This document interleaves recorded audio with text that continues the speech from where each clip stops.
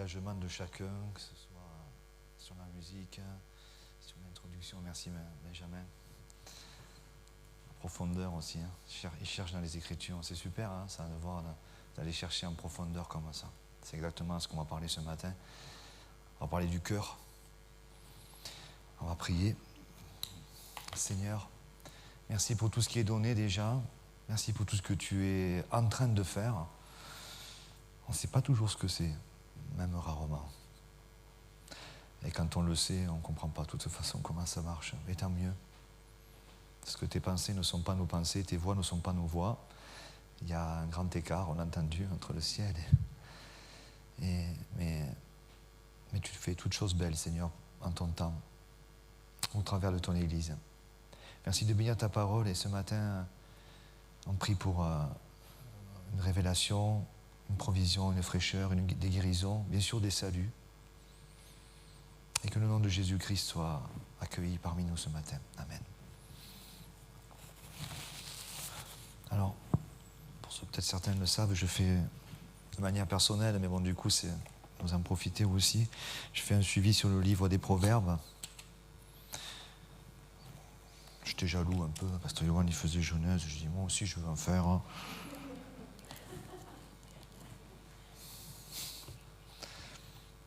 Je suis désolé, le pupitre, il n'est pas à la hauteur de mon... Ça. On va y arriver. Bon. Compliqué, vous savez, pasteur, c'est pas si évident que ça. Il y a des stages pour trouver comment on fait avec les pupitres et tout. Ok. Donc oui, je fais un suivi sur le livre des Proverbes. Vous en avez entendu un petit peu jeudi. Bon, celles qui sont privilégiées, c'est les filles de l'internat. Elles ont droit à la version intégrale. Voilà. Et donc là, je suis sur au chapitre 4. Alors, comment je vais faire avec ça? Ça a l'air de marcher. Et le sujet que je voudrais amener, c'est le sujet du cœur. Alors, dans les Proverbes, il y a beaucoup de choses. Ce qui est vraiment... je pense que peu connaissent les Proverbes en général. Enfin, si, vous savez que c'est dans la Bible. C'est un des 66 livres de la Bible, c'est dans l'Ancien Testament. C'est un livre qui fait partie des livres poétiques. Voilà, donc c'est un livre sapientiaux, pour le terme savant. Livre de sagesse, en fait, livre poétique, livre de sagesse. Donc il y a bien sûr des images, mais je vais vous faire pour en tirer de la doctrine, il faut quand même aller chercher le Nouveau Testament, bien sûr, pour qu'on soit dans les règles. Mais évidemment, celui qui a inspiré, c'est le même qui a inspiré les Épîtres. C'est le même Dieu, que ce soit Genèse ou Apocalypse ou les Proverbes, c'est Dieu. Et donc, en arrière-plan, vous avez la présence de Christ et l'onction et la révélation du Saint-Esprit qui parle. Et un des mots principaux qui revient, c'est le terme sagesse. J'en ai parlé jeudi. Donc la sagesse, c'est Christ. La sagesse de Dieu, c'est la révélation de Dieu, c'est Christ. On ne veut pas aller sur ça trop, mais bien sûr, en contrepartie, il existe une sagesse humaine, on le sait, depuis longtemps. Déjà, l'Antiquité, on se posait beaucoup de questions. La sagesse, vous savez, ça peut rentrer avec la philosophie, voilà, la sagesse humaine, la découverte de plein de choses, de choses qu'on sait. Voilà, ça rentrait dans tout ça. Donc, il existe quand même une sagesse humaine, puisque... On parlait de l'Antiquité, mais on pourrait parler de la Renaissance, on pourrait parler de l'humanisme, on pourrait parler du siècle des Lumières, on pourrait parler de là où il y a une sagesse humaine et il y a une part de bon dans tout ça. Si ça s'arrêtait à une connaissance, à une profondeur. Mais quand l'homme en devient le centre, et c'est souvent ça qui fait que la sagesse, elle a pour définition et pour finalisation l'homme. Et c'est là où, pour nous, ça ne nous va plus. Ça ne va pas pour personne, en fait, mais j'ose le dire, faute de mieux, on s'en contente. Mais c'est là aussi où on a un souci, parce que ce matin, je donne un peu sagesse, mais on va aller vers le terme cœur, et donc on va aller en terme profondeur. Voilà, le cœur, c'est vous, c'est moi, mais c'est vous profond. Donc profond, parfois on sait ce qu'il y a, parfois on ne sait pas ce qu'il y a. Le cœur, c'est ce lieu où peuvent se tenir des choses qu'on a enfouies, cachées, fermées à triple tour, recouvertes de sable. Voilà.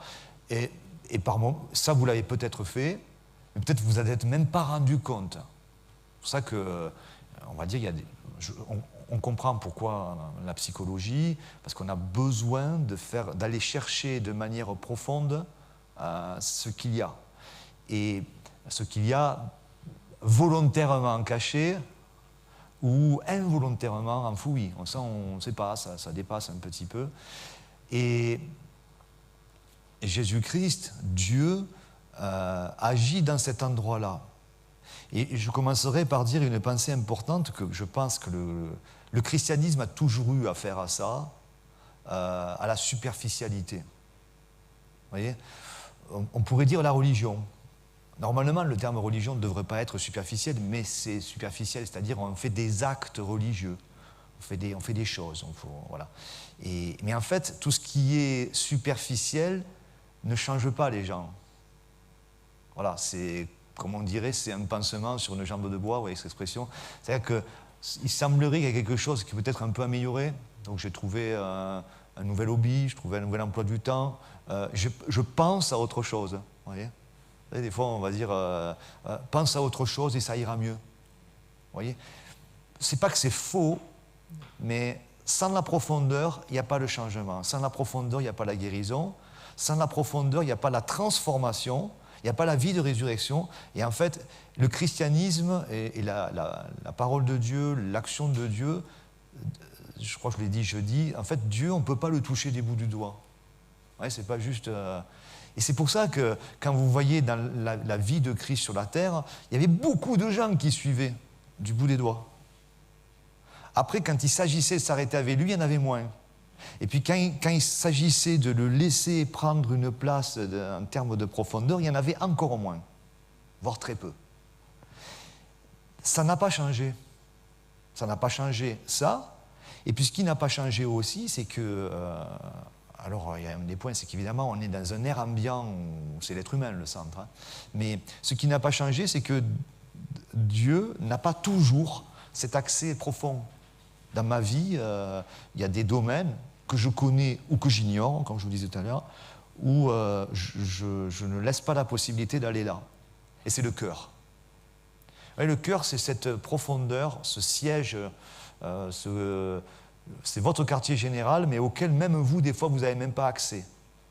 Vous voyez, tellement que ça peut être enfoui. Vous avez déjà entendu, quand vous parlez avec des gens qui ont des soucis, des fois, ou des amis, des gens, des membres de famille, vous dites, mais parle, il faudrait que tu parles de ça. Mais il ne parle pas. Il ne dit pas. En fait, ce que vous cherchez, ou si c'est vous, c'est que vous aimeriez qu'il puisse parler de ce qu'il y a au plus profond de son cœur qui le dérange. Voilà. C'est pour ça qu'il y a la psychologie pour ça, on comprend pourquoi. Le seul truc, c'est que quand bien même une personne, j'arriverais à faire parler moi une personne, parce qu'il y aurait une confiance, parce qu'il y aurait une amitié, parce qu'il y aurait ça, quand bien même il y aurait ça, quand bien même la personne me donnerait son cœur, ou me livrerait la profondeur de son cœur, je n'aurais pas le pouvoir de remplacer ce qu'il faudrait mettre là, ou je n'aurais pas le pouvoir de guérir ce qui va sortir, parce que ce qui va sortir, des fois, c'est pas toujours super. Que dit la Bible ? De l'abondance du cœur, la bouche parle. Vous savez ? Je pense que ce verset, il marche aussi en termes de négativité, parce que nourrissez quelqu'un avec de la saleté, vous allez voir ce qui va sortir. Ça sera aussi de l'abondance du cœur. Donc le cœur, c'est cette chose, cette partie de nous. Et regardez, qu'est-ce que dit Dieu ? Mon fils, donne-moi ton cœur. Il ne nous dit pas, donne-nous ton superficiel, donne-nous juste tes émotions. Voilà. Parce que tout ça, après, c'est du résultat, c'est de l'extérieur. Mais Dieu veut nous toucher. Le salut, c'est ça. Hein. Le salut, c'est, les enfants l'apprennent comme ça à l'école du dimanche, Jésus vient dans mon petit cœur. En fait, c'est ça. Ça veut dire, viens au profond de moi. Pourquoi il y a beaucoup de gens qui, en fait, adhèrent au christianisme sans être transformés ? Parce qu'en fait, c'est un christianisme superficiel. C'est que, vas-y, fais-moi du bien, passe-moi une petite pommade, voilà. Mais c'est pas que c'est mauvais.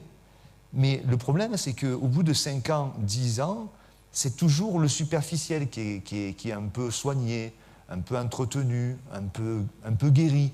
Mais le profond, il n'est pas touché. Parce que c'est toujours verrouillé Et voire même, c'est encore plus verrouillé parce qu'il s'est passé 10 ans. Et c'est enfoui, il y a des couches de béton, un peu comme ces endroits où on stocke des produits, vous savez, chimiques, nucléaires, où on enfouit ça bien profond, parce que si jamais ça sort, c'est pas bon. Mais Dieu, c'est là qu'il veut agir. Et c'est d'une simplicité, ce que je vous dis, et pourtant c'est très profond, c'est très compliqué. Parce que le salut, ça a commencé comme ça. Seigneur, je t'accepte dans ma vie. Traduction, je t'accepte au plus profond de moi. Les gens qui ne sont pas convertis, c'est parce qu'en fait, ils adhèrent à un mouvement, mais ils se disent, mais qu'est-ce qui se passe? Pourquoi eux, ils vivent comme ça? Pourquoi eux, ils sont transformés? Pourquoi eux, ils vivent quelque chose? En fait, c'est juste un christianisme de superficialité. Dieu va changer les gens, la conversion passe par cette touche en profondeur. Et une fois qu'on est converti, une fois que vraiment il y a eu l'entrée de Dieu, ben Dieu commence un travail en profondeur auquel c'est le même problème, c'est que soit je lui laisse accès, soit je ne lui laisse pas accès. Je suis certain qu'aujourd'hui, même moi, là, en tant que pasteur, j'en suis certain, il y a des domaines où Dieu fait un travail, ça c'est sûr, et il y a des domaines aussi où je ne lui laisse pas accès. Je ne sais pas, donc c'est en cela compris. On dit, Seigneur, touche-moi. Peut-être il y a des domaines que je ne me rends pas compte. Et Dieu va faire ça. Puis, vous savez, Dieu, ce n'est pas un violent. Il peut l'être. Hein. Mais par rapport à l'amour, ce n'est pas un violent. Donc Dieu sait que tel domaine, peut-être ça fait 10 ans que je l'ai enfoui, peut-être même je l'ai hérité. Vous voyez les gènes? J'ai peut-être hérité quelque chose d'un grand-parent qui s'est transmis, j'ai entendu des choses, vous voyez, même un bébé, je pense, reçoit des choses. Hein. Une maman qui serait agitée, un couple qui serait avec des problèmes, vous voyez, je pense que le bébé va naître avec déjà quelque chose qui se passe qui n'est pas très terrible. Voyez. Donc peut-être il va commencer la vie avec quelque chose qui est enfoui déjà dans son cœur, qui remonte, même pas de lui, de toute façon. La Bible est très claire et on peut résumer en disant le péché, ça vient depuis longtemps, c'est l'être humain, et donc ça c'est enfoui déjà. J'ai la honte, j'ai la culpabilité, j'ai la crainte qui est enfouie. Après, en surface, moi je vous montre autre chose, je vous montre ce que je veux bien. Si j'ai développé un petit peu de charisme, je peux vous montrer quelque chose, mais en fait c'est pas moi. C'est pas moi. Donc, il y a quelques passages, on va voir ce que je pourrais donner. Mais les 3 mots, c'est retiens, garde et veille sur ton cœur. Retiens, ça va être retiens dans la parole, hein, garde et veille. Le cœur, il a besoin de retenir. Le cœur, il a besoin de garder. C'est un peu naturel. Soit il garde le pas bon, soit il faudra l'encourager, enfin, si on peut encourager le cœur, oui, à garder le bon aussi. Combien de fois Jésus-Christ va dire, si vous gardez ma parole et que ma parole demeure en vous, demandez ce que vous voudrez, ce vous sera accompli. On ne comprend pas ces versets. Bien sûr, en superficie, sur le dessus de la peau, ça ne marche pas. Tu vois, ça me donne un petit sourire. Hein. Tu vois, ça me fait. C'est vrai qu'on est pas mal quand on vient ici. On est plutôt pas mal. Tu vois. Puis c'est vrai que des fois je lis, c'est chouette. Mais jamais je serai comme certains que je vois sur l'estrade, ou comme ces chrétiens épanouis, ou ces chrétiens qui témoignent, ces chrétiens qui ont le sourire, même alors que quand tu connais leur vie, il n'y a pas de quoi sourire. C'est quoi? Ça marche comment? Ça se passe en profondeur. Ça se passe en profondeur. Ça ne marche pas autrement. Ça ne marche pas autrement. Vous connaissez, enfin les plus anciens, vous connaissez ce verset qui parle du cœur au chapitre, dans les Proverbes, 4, 23. Alors je suis dans une version Semeur. Vous aurez sûrement, pour la plupart, d'autres versions, mais moi, dans ma version, il est écrit en 4, 23, par-dessus tout, c'est par-dessus toutes les choses que tu pourrais faire pour grandir avec Dieu, par-dessus toutes les choses que tu pourrais faire pour grandir dans ta vie, veille soigneusement sur ton cœur, car il est la source de tout ce qui fait ta vie. C'est garde ton cœur plus que toute autre chose, pour la plupart des versions, hein, car de lui viennent les sources de la vie. Les anciens, vous connaissez ça, les plus anciens. Par-dessus, ça veut dire avant toute autre pratique que tu peux faire, La première chose qu'il te faut faire, c'est ça. C'est garde ton cœur parce que c'est de là que tout, et d'ailleurs tous tes problèmes, c'est de là qu'ils viennent. Tous tes maux, ils viennent de là. Toutes tes blessures sont enfouies là. Que ça soit ta faute ou pas ta faute, à la rigueur, on pourrait dire arrêtons avec ça. La faute de lui, la faute de l'autre, c'est ce que, un peu dans la psychologie, on fait, parce que comment on va faire ressortir quelque chose, il faudrait bien savoir de qui il est là. À cause de qui c'est arrivé là. Mais à la rigueur, laissons tomber, parce que de toute façon, une fois qu'on le saura, ça ne réglera pas le problème. Donc, plus que toute autre chose, avant toute autre pratique, veille soigneusement, plus que toute autre chose que tu gardes. S'il y a des choses que tu gardes, et c'est bien, mais plus que ça, c'est ton cœur. Mets tout ton soin sur ça, ce que dit ce verset.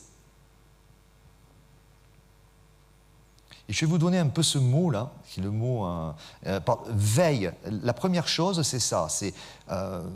Ils sont dans l'ordre, retiens, garde, veille. Je vais être sur ces trois mots. Et le mot en hébreu, c'est natsar. Peu importe, ne notez pas ça. Et ça veut dire, le sens de veiller, mais les synonymes, c'est retenir. Et il y a la notion de garder, de gardien. Voyez, vous allez voir, ça va aller de plus en plus fort. Hein, parce que, en fait, autant il faut que le gardien de ce cœur, c'est-à-dire vous, votre volonté, vos choix, votre confiance, votre foi, à qui, à quoi, comment, bien sûr. C'est pour ça qu'on ne peut pas parler à n'importe qui. Voyez, c'est pour ça que même on ne parle plus, des fois. Parce qu'on a été trop déçus. Puis on a trop peur de ce qui pourrait ressortir. On a trop peur, et ça se comprend. Mais le gardien que vous allez mettre en place, on pourrait dire que c'est votre relation avec Dieu, la doctrine, la foi. Le gardien, il va avoir un double travail. C'est qu'il va pouvoir ouvrir la porte du cœur et dire « toi tu sors, toi tu sors, toi tu sors, hop, toi tu restes ». Exactement. C'est un portier. Toi tu sors, toi tu restes. Et dans l'autre sens, toi tu rentres pas, toi tu rentres pas, toi tu rentres pas. Il y en a beaucoup qui rentrent pas. Toi tu rentres pas, toi tu rentres pas, toujours pas, toi tu rentres. Vous voyez? C'est ça, c'est ce que veut dire ce mot. C'est le gardien. Et ça on le développe. Parce que je vous avais parlé de ce mot intelligence. Il parle beaucoup de l'intelligence, sagacité. J'aime beaucoup. J'ai trouvé dans un vieux dictionnaire, on a des dictionnaires à la maison du papa de Nicole. Vous savez, les dictionnaires, les mots évoluent. Hein. Vous prenez un mot aujourd'hui, vous regardez la définition, vous prenez le même mot en 1700, vous allez voir, ce n'était pas la même. Enfin, ça évolue. Et le mot intelligence, il est synonyme de sagacité, selon la Bible. Et sagacité, c'était utilisé, je ne sais plus si c'est au XVIe, pour les chiens de chasse, je crois que je vous l'ai dit. En fait, le chien, il a un flair de chasse, et en fait, il est là, vous avez peut-être vu un des chiens en arrêt, là, avec la patte en l'air, et il repère le vent. C'est un instinct, hein, c'est de Dieu, ça. Hein. C'est pas... Avant, il n'était pas un moustique. Hein. Vous voyez, c'est pas le moustique qui l'a expliqué à la mouche, que la mouche l'a expliqué au bourdon, le bourdon l'a expliqué pour arriver au chien. Non, c'est juste que avec Dieu, c'est facile, les choses. Hein. Vous voyez. Donc le chien, il sent... sans se poser la question d'où ça vient, d'où ça va, il sait que ça vient de là, ça va par là-bas, donc il sait qu'il peut attraper la bestiole, l'animal, ou l'odeur. Voilà. C'est ça le terme sagacité. C'est-à-dire que le gardien, il apprend à reconnaître, toi tu rentres pas. Parce que plus que toute autre chose, mon activité, c'est de veiller à la porte de cet endroit qui est le profond de moi, le plus profond, là où sont enfouies mes blessures, et là où, surtout, parce qu'il ne suffirait pas de laisser sortir tout ce qui ne va pas de là-dedans. Le gardien, il a cette double formation, c'est que la parole de Dieu, elle doit devenir résidentielle là-dedans pour que, waouh, il y ait le changement. Vous voyez? Parce que si ce profond, il est transformé, c'est là que si quelqu'un est en Christ, il est une nouvelle création, les choses anciennes sont passées, 2 Corinthiens 5,17. C'est là que se passe l'action de Dieu dans l'homme. Ouais. Et c'est ce qui nous dérange, parce que je le comprends, le jeune homme riche, bon maître, tu l'as dit, il n'y a que Dieu de bon. Mais qu'est-ce qui va se passer? On la connaît par cœur, cette histoire. C'est quand Jésus lui dit, sans lui dire, mais on comprend que c'est la même chose, laisse-moi atteindre ton cœur. Mais son cœur, il est déjà, il y a le portier, il garde l'argent là. Parce que c'est un jeune homme riche, il garde son identité qui était l'argent. En l'occurrence, lui, c'est l'argent, mais nous, ça peut être autre chose. Vous savez? Et là, le portier dit non, nous, on garde l'argent. Donc Jésus ne peut pas rentrer dans cet endroit-là. Donc il s'en va tout triste. Il ne se passe rien. Vous voyez? C'est extraordinaire. Hein? Et vous savez, des fois, le portier, il garde quelque chose qui est terrible aussi. Il garde, moi, je suis nul. Moi, je ne sers à rien. Et moi, jamais Dieu pourra faire quelque chose avec moi. Il garde ça des fois. Et Jésus dit, tu veux pas qu'on entre là-dedans? Non, c'est pas pour moi. Et des fois, on garde ça. On garde, parce qu'il y a eu, en effet, quelqu'un qui a enfoui ça, je ne sais pas d'où ça vient, ça peut être une enfance, ça peut être un mari, peu importe, des parents, enfin, on ne sait pas. Je vous dis des gènes, ou mon expérience, mes échecs, et là-dedans, c'est fermé. Alors là, c'est la porte blindée avec la Banque de France, quoi, vous voyez. Il y a 10 personnes qui ont le code, et encore, on ne sait pas où ils sont. Vous voyez, donc c'est compliqué. Mais, vous voyez, Jésus veut que le portier ouvre ça. Donc ça, c'est... ce mot natsar, c'est retient. Le cœur, il est fait pour retenir des choses. C'est pour ça qu'on doit permettre à ce qu'il retienne les bonnes choses. Si quelqu'un m'aime, il gardera ma parole. Vous voyez ces versets? Jean 14, 23. Jésus dit, si quelqu'un m'aime, il gardera. C'est-à-dire que le portier, il sait. Il sait. Quand Dieu te dit, tu es unique, tu es exceptionnel, et avec toi, je vais faire des choses extraordinaires, là, tu peux envoyer le triple coffre-fort, tu fermes tout, et tu laisses ça dedans. Tu le gardes. Garde ton cœur plus que toute autre chose, car de lui va dépendre après les issues de la vie, les sources de la vie. C'est-à-dire que la source, c'est là où ça va commencer à couler, et là, tu vas manifester la vie de Dieu. Ça, évidemment, il faut le laisser rentrer de la part de Dieu. Mais ce ne sera jamais un pasteur, ça ne sera jamais un frère, ça ne sera jamais... On va aider à ça. La communion aide à ça. Mais c'est que Dieu qui fera ça. Il n'y a aucun médicament pour ça. Aucun. Il existe des pommades. Ah, c'est bien. Oui, ça va mieux. Ça m'a fait du bien ce matin. Petite pommade. Je peux pas en remettre tous les jours. Tous les jours, si tu veux. Mais ce n'est pas rentrer dans cette profondeur de toi. Donc il n'y aura pas de changement. Il n'y aura pas de changement. Tu pourrais même dire un jour, oh, cette pommade que vous m'avez refilée, elle n'est pas terrible. Hein? Eh oui, parce qu'en fait, c'était pas ça. C'était pas ça.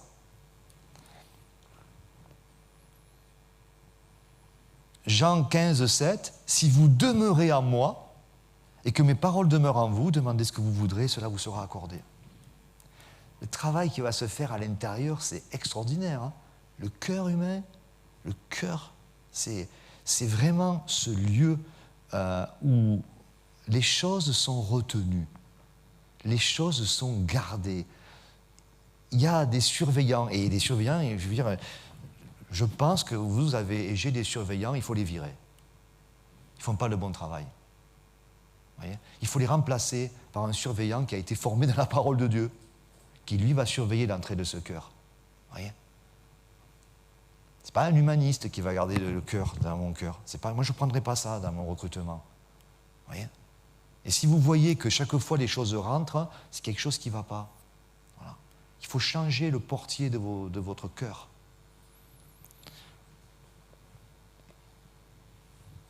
Il y a au chapitre 4, verset 4, c'est que ton cœur retienne mes paroles. C'était mes commandements. Alors 3.1, vous avez 3.1, ça dit que ton cœur retienne mes commandements. Et en 4.4, vous avez que ton cœur retienne mes paroles. Ce n'est pas tout à fait le même mot, c'est un autre. Hein. Je ne vous donne pas les mots. Hein. Et là, c'est synonyme, hein, c'est complémentaire. Et ça y est, le mot cœur, et je sais que je l'ai noté quelque part, ça va ressortir à un moment donné, c'est des dizaines et des dizaines de fois, rien que dans les proverbes. Hein. Pourquoi? Parce que c'est le profond de l'homme.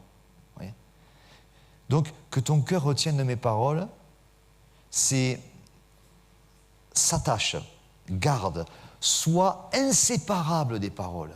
Sois inséparable des paroles. Retienne. Hier, on a dit avec des jeunes femmes, c'est comme les étés, vous savez, qui tiennent des maisons en construction, voyez, ou quand on creuse des mines ou je sais pas, des grottes, on met des poteaux comme ça pour tenir, pour pas. En fait, c'est ça. Quand la parole vient, il faut que tu construises des choses et tu bloques tout, tu verrouilles tout. Voilà, ces fameuses murailles qu'on lit dans Jérémie aussi, Esdras, quand ils reconstruisent la ville de Jérusalem, ils remettent en place des sacrifices et ils vont construire des murailles autour pour protéger la présence de Dieu. Et ça, c'est ce qui se passe. Et il dit, je vous le lis 4.4, « Mon Père m'a enseigné et m'a dit que ton cœur retienne mes paroles, obéis à mes commandements et tu vivras. » Et donc, le résultat, c'est ça. C'est que si ton cœur retient les paroles, si ma parole demeure en vous, comme on l'a dit tout à l'heure, tu vivras, tu auras la vie. Et on sait très bien qu'il existe une vie de ce monde et une vie qui vient du ciel. Dans le Nouveau Testament, la vie du ciel, elle a un joli nom, c'est Zoé, comme le prénom. C'est la qualité de vie céleste. Le problème, c'est que beaucoup de chrétiens vivent une qualité de vie terrestre. Ils disent chrétiens, ils disent Jésus, ils disent Alléluia, et en fait, il ne se passe rien. Pourquoi?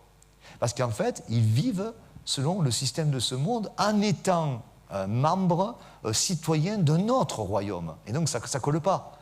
Vous voyez, je ne peux pas vivre comme un citoyen, je ne sais pas moi, russe ou chinois ici. Je vis comme un citoyen de France et je pourrais avoir quelques affinités avec d'autres pays si j'en étais originaire. Mais je ne vais pas vivre selon, parce qu'on va me dire à un moment donné, non, ça ne colle pas. Si à mon travail, je dis, non, mais moi, je vis comme les Russes, ils vont me dire, non, mais ici, ce n'est pas la Russie. Même si c'est bien. Vous voyez, et beaucoup de croyants, il ne se passe rien parce qu'ils vivent comme le monde. Et je m'en plains, parce que ça ne me va pas. Vous voyez, ça ne me va pas. Je laisse quelque chose en moi qui n'est pas de Dieu. Et 4.21 dit, « Ne perds pas de vue mes conseils, garde-les au fond de ton cœur. » Garde-les au fond de ton cœur, les paroles. Et là, ça parle au milieu, au plus profond. À nouveau, ça parle d'un gardien qui a la garde, qui surveille, qui protège, qui a soin, qui est chargé de ça, qui fait attention, car les paroles apportent la vie à ceux qui les accueillent et ça assure derrière la santé. Évidemment, cette santé spirituelle va dépendre de ça. Tu peux avoir plein de problèmes dans la vie, mais la santé qui va venir du profond va te permettre, c'est pas spécialement une guérison, mais ton âme et du coup tes émotions et tout ce que tu vas vivre en termes d'expérience au niveau du mental ne sera pas pareil. Comment vous expliquer ces gens qui sont dans des situations terribles et qui continuent de garder la foi, le moral, parce qu'en fait, c'est leur portier, il dit, voilà ce qu'il y a. Dis ça, parle ça, pense ça, parce que c'est stocké en toi, tu l'as stocké, et du coup, c'est disponible, alors que peut-être tu vas mal, alors qu'il y a de la division dans ta famille, dans ta maison, il y a des problèmes. Et vous savez, il y a la notion pour mettre la dernière couche, là, en tout cas pour aujourd'hui. C'est un peu comme je vous disais au début, il y a des choses qui sont emprisonnées dans ma vie, voulues ou pas voulues. Je vous dis ça à la rigueur, arrêtons de passer du temps sur ça, ça nous fera gagner beaucoup de temps. Parce que c'est pas... Il faut me passer du temps sur ce que Dieu dit, plutôt que de savoir quelle était la raison de tout ça. Vous voyez, ça, c'est très humain. C'est ça que je vous disais, attention à la sagesse humaine. Jacques dit qu'elle est charnelle, diabolique et terrestre, hein, la sagesse humaine. Elle est de la terre. Elle est de la terre. Voilà, je sais, je comprends ta vie. Non, tu ne comprends pas ta vie. Tu ne comprends pas la vie des gens. Tu ne sais pas. Tu ne sais pas ce que Dieu va faire. Tu ne sais pas. Ah, moi, j'ai tout vu, je sais tout, j'ai été déçu. D'accord, si tu veux. Mais ça, c'est pas de Dieu. C'est pas de Dieu. Oh, maintenant c'est trop tard, c'est fini, à mon âge. Ça, c'est pas de Dieu. Ça, c'est ton cœur à toi, d'humain, qui parle. Mais le cœur de Dieu dit non, c'est pas fini, puis il y a une éternité. Hein. Donc, il y a pas, c'est pas notre vie, on se dit, bon, aujourd'hui il y a un stop, on fait une pause, et puis quand je meurs, ça reprendra. Je pense qu'il y a des chrétiens qui pensent comme ça. Parce que maintenant, j'ai fait mon temps. Oui, mais ton temps, la preuve, tu es toujours là. Donc il n'y a pas un stand-by. On se dit, il y a stand-by sur ma vie, maintenant, voilà, je vais tranquille, je vais à l'église quand même, hein, parce que je prie, je lis. Et puis, quand je meurs, ou s'il y a l'enlèvement de l'église, là, ça reprend. Dieu dit, c'est quoi le livre que tu lis? C'est quel livre tu lis, ça? Non. Non, tu es un disciple, le travail se fait, tu serais même sur un lit de mort, le travail se fait. Il y a quelque chose qui se fait. Parce que justement, quand tu seras sur ton lit de mort, on espère que ça ne durera pas longtemps à ce moment-là, mais qu'est-ce que tu vas ressasser là, à ce moment-là? Qu'est-ce que tu vas méditer? Qu'est-ce que tu vas penser? Où on va puiser les choses? Où seront les sources de la vie? Il peut y avoir des sources de la vie au moment de la mort? Oui, j'espère bien. J'espère bien qu'on aura stocké tout ce qu'il faudra. Voyez? Il faut stocker. Il faut stocker. Et ce mot, tout ce sens-là, c'est comme une prison. Mais il y a une bonne prison, comme je vous le disais au tout départ. C'est-à-dire que quand la parole de Dieu rentre, quand la sagesse de Dieu vient, quand Dieu te dit quelque chose d'édifiant, vous comprenez le mot édifiant, hein? Ça ne nous fait pas toujours plaisir, hein, ça. L'édification, vous savez, ce n'est pas si évident que ça. C'est quand on t'a dit souvent que ce n'est pas bon, ou quand toi, tu as échoué plein de fois, le jour où on vient te dire c'est super, il se passe quoi? Tu vois, et même des fois, ça peut durer un moment, ça. Mais quand ça vient, tu sais, tu peux ouvrir, hop, hop, hop, tu fermes. Tu fermes la clé, tu laisses tout dedans et tu laisses Dieu faire ça. Parce que de là va venir les sources de la vie. Les sources. Garde ton cœur plus que toute autre chose, car de lui sont les sources de la vie. Tu vois. Et c'est intéressant, les sources, c'est quoi? Vous avez une source dans les montagnes, ça part d'en haut. Souvent, on ne la voit pas, la source. Nous, on va se baigner à la rivière, on va à des endroits, on voit, oh, la cascade, c'est joli, c'est magnifique. La source, c'est le tout départ. Le tout départ. Et garde ton cœur, parce que c'est là qu'il y a le tout départ de toute chose. Il y a tout le départ de la corruption, mais quand il y a ce changement, parce que c'est ça la conversion, et je termine avec ça, parce que du coup, s'il y a des gens qui n'ont jamais pris de démarche avec Christ, sachez-le, vous ne pouvez pas ajouter Jésus-Christ à ces choses-là. Jésus-Christ prend la place d'eux. Dans le cœur, il ne peut pas y avoir deux mondes, vous voyez. Donc soit Jésus-Christ restera toujours en périphérie, mais il est là. Je veux dire, malheureusement, il a l'habitude avec les êtres humains. Vous voyez, et je pense qu'il a... Ça, c'est mon interprétation. Hein. Prenez pas la parole d'évangile, mais je pense que c'est attristant pour Dieu de savoir que des gens vont à l'église, ici et dans le monde entier, adhèrent à son mouvement, pour prendre des mots, mais ne le connaissent pas. Ils n'y ont jamais laissé une place dans le cœur. Ouais. Je pense que ça doit attrister Dieu, ça. Parce que les gens soient perdus, ils sont perdus, et ça les attriste, mais il y a un sacrifice qui a été donné. Ils ne le savent pas, ou ils ne le veulent pas. Voyez, soit ils ne le savent pas, soit ils ne le veulent pas. Mais ceux qui vont, voyez, qui adhèrent à l'association de Dieu, voyez, qui vont, mais qui ne le laissent pas entrer. Je pense que pour Dieu, ça doit être triste, c'est mon interprétation, mais je pense qu'elle n'est pas totalement à côté de la plaque. Parce qu'il ne peut pas changer les gens, il ne peut pas les guérir, il ne peut pas les transformer, il ne peut pas les envoyer, il ne peut pas les équiper, il ne peut pas ouvrir leur bouche pour qu'ils aillent en parler à d'autres. Et je pense que c'est triste, et c'est triste bien sûr pour les croyants aussi. Donc, pour ça du coup, je ne fais pas de prière, enfin si, je vais faire une prière, mais c'est ça la véritable conversion. C'est ça le salut, c'est ça la rédemption. C'est qu'il y a un changement, tu vois. Seigneur, je t'ouvre mon cœur. Moi, ça s'est passé il y a pas mal d'années quand même, ça fait plus de 20 ans. Mais il y a eu un moment donné où... Et vous savez, c'est un sacré chantier quand même, quand Dieu rentre là-dedans. Hein. Je crois que les grands travaux sont encore en cours chez moi. Mais il y a les travaux.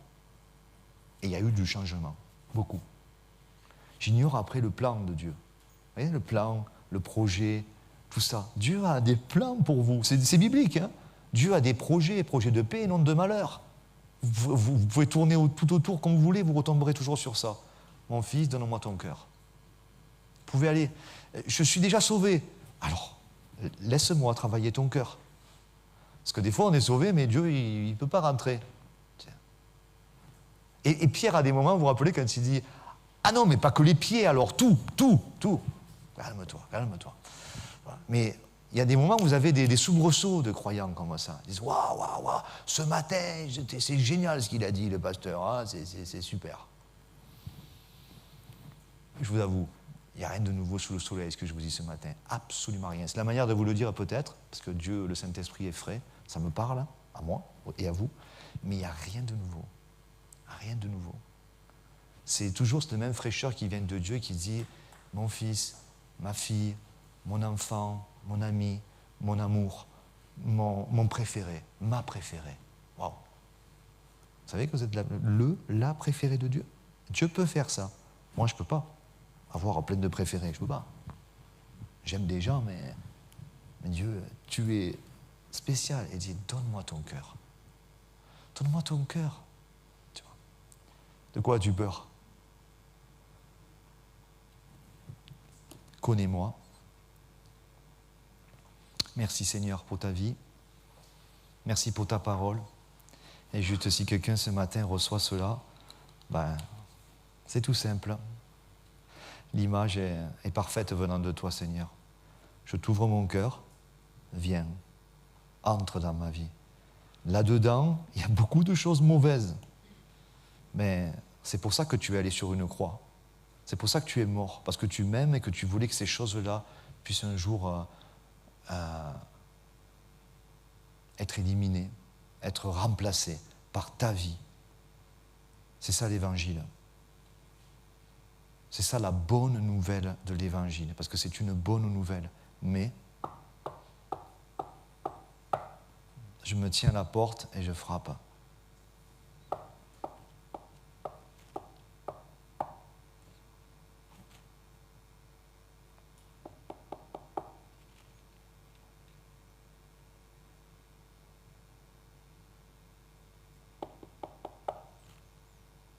Merci Seigneur, entre. J'ai peur. Je ne sais pas où on va. Entre. Entre dans mon cœur, Seigneur.